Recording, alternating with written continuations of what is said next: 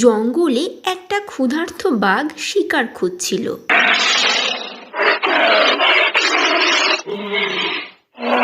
খাবার খুঁজতে খুঁজতে একসময় বাঘটি একটা শিয়াল দেখতে পেল। শিয়ালটিও বাঘকে দেখে খুব ভয় পেয়ে গেল, কিন্তু শিয়াল ছিল বেজায় বুদ্ধিমান। বাঘটি যে শিয়ালের উপর আক্রমণ করতে গেল, অমনি শিয়াল গম্ভীর কণ্ঠে বলল, তুমি আমাকে খেতে সাহস করো না।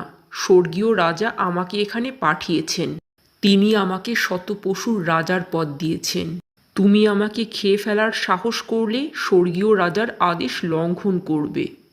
বাঘ শিয়ালের কথা পুরোপুরি বিশ্বাস করে না, আবার একেবারে বিশ্বাস না করারও সাহস পায় না। শিয়াল বাঘের দ্বিধা লক্ষ্য করে বাঘকে বলল, তুমি আমার কথা বিশ্বাস করছো না। তুমি মনে করছো আমি মিথ্যা কথা বলছি, তাই না?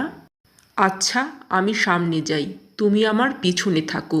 দেখবে বনের পশুরা আমাকে দেখে সবাই পালিয়ে যাবে। তুমি আমার কথা বিশ্বাস করে দেখো। বাঘ শিয়ালের কথা অনুসারে তার পিছনে হাঁটতে শুরু করে, ঠিক যেমন শিয়াল বলেছে। বনের পশুরা তাকে দেখে ভয়ে পালিয়ে গেল।